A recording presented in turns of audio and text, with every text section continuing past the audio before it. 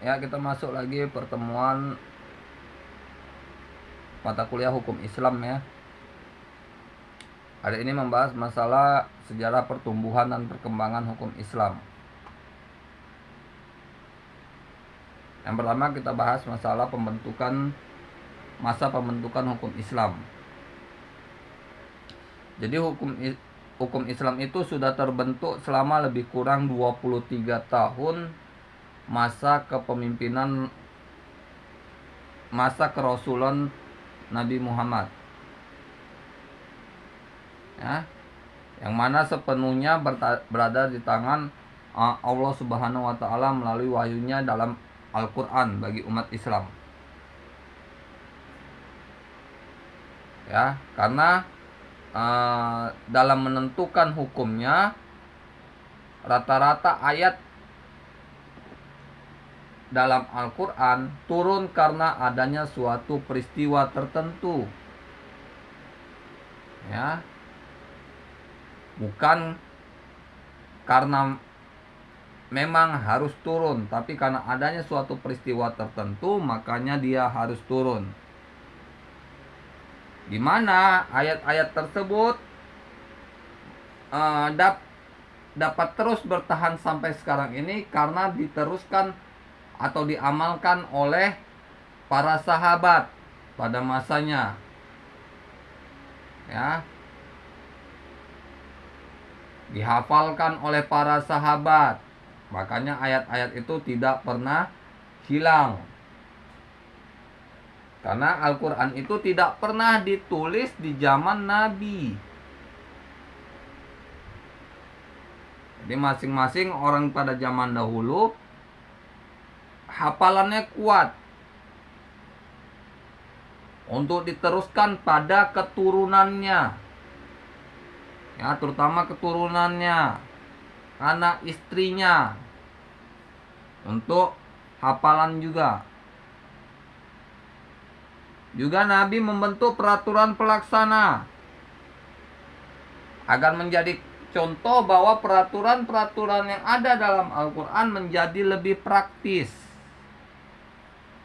Ya, yang juga diamalkan oleh para sahabat. Jadi bukan aturan-aturan dalam Al-Quran itu menjadi beban bagi masyarakat, bagi umat Islam, tapi menjadi sesuatu yang praktis jika memang dipahami.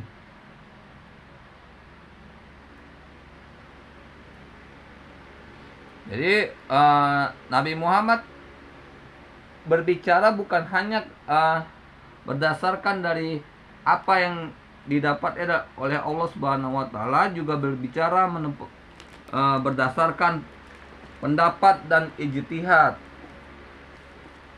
Ya, jadi tetap untuk umat Islam harus melihat pendapat dan ijtihad.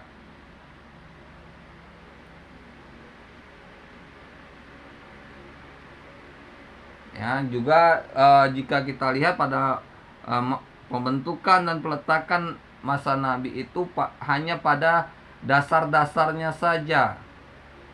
Ya, pondasi-pondasinya dibangun untuk menetapkan hukum-hukum Allah dalam Al-Quran kepada masyarakat.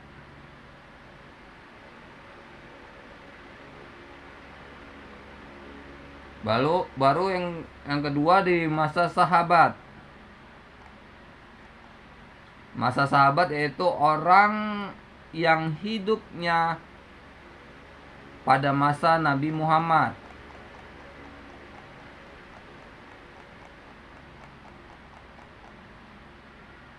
Ya, seperti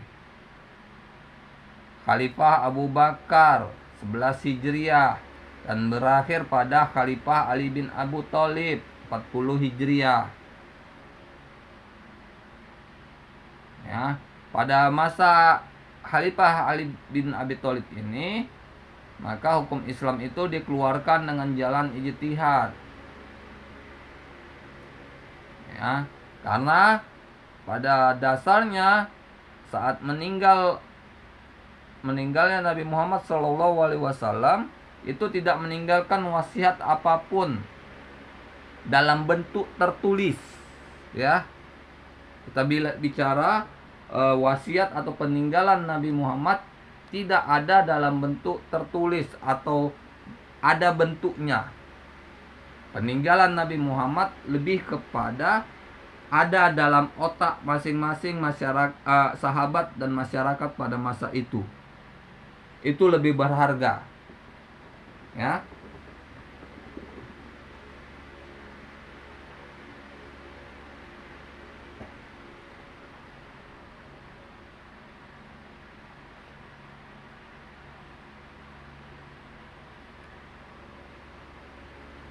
Nah, karena pada awal pemerintahan Indonesia, pemerintahan umat Islam setelah meninggalnya Nabi Muhammad itu dipegang oleh Abu Bakar As-Siddiq sebagai khalifah pertama dalam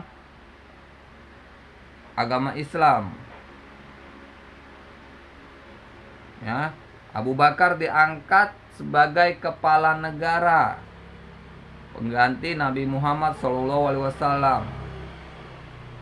Bukan sebagai pengganti Rasul, tapi hanya sebagai pengganti kepala negara yang memimpin masyarakat, memimpin pasukan, ya.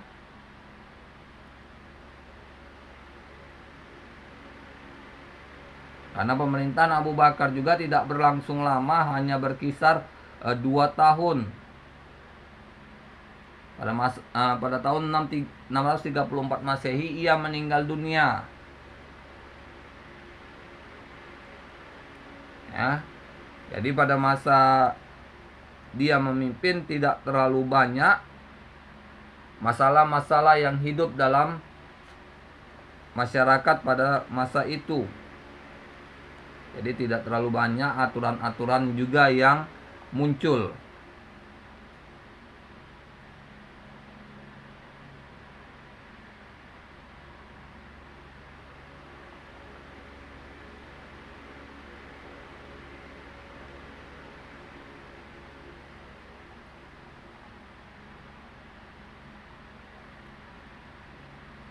Terus selanjutnya ada pemerintahan Umar berlangsung selama 10 tahun, 1323 Hijriah sampai 644 Hijriah atau 644 Masehi.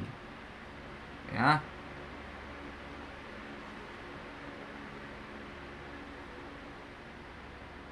Ya, Umar tidak menempuh jalan yang dilakukan Abu Bakar karena dia menunjuk 6 orang sahabat dan meminta mereka untuk memilih salah seorang di antara yang menjadi khalifah. 6 orang tersebut adalah Utsman, Ali Tolahah, Zubair, Sa'ad bin Abi Waqqas, dan Abdurrahman bin Auf. Jadi setelah Umar wafat, maka dilakukan musyawarah dan menunjuk Utsman sebagai penggantinya.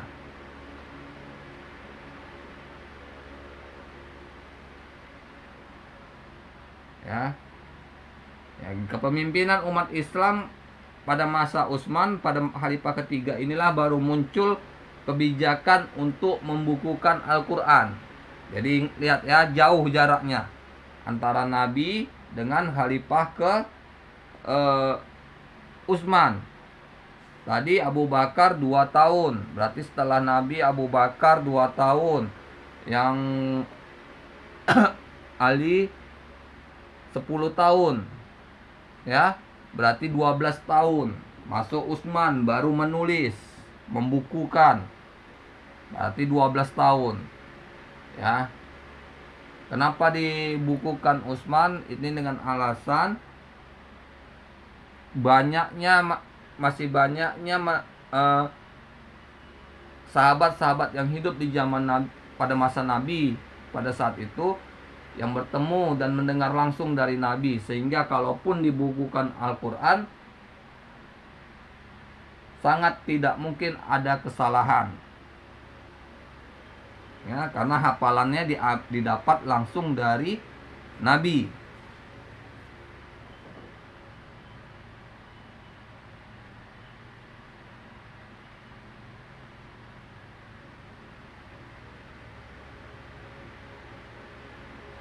Nah, dalam masa pemerintahan Ali ini juga eh, kalangan umat muslimin terpecah menjadi 3 golongan, yaitu golongan Khawaris, golongan Syiah, dan golongan Ahli Sunnah wal Jamaah.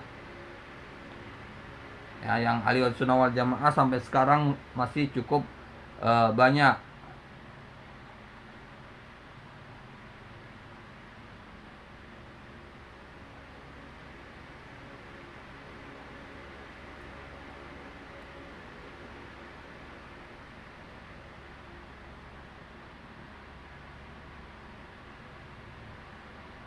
Ya, jadi sahabat yang memberikan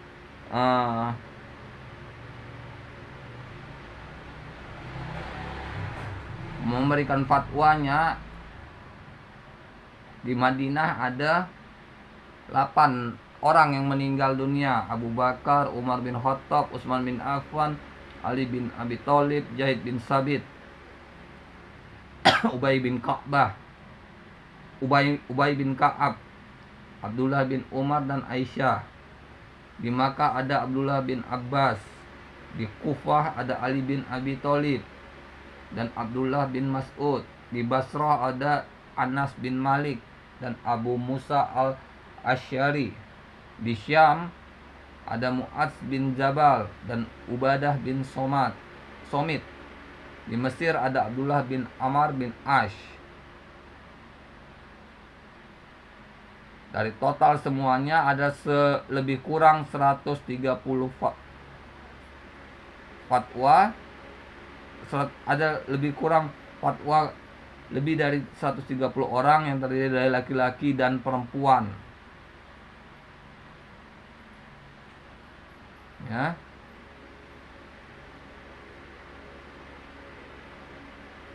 Karena para sahabat pada awalnya banyaknya itu ada di Madinah.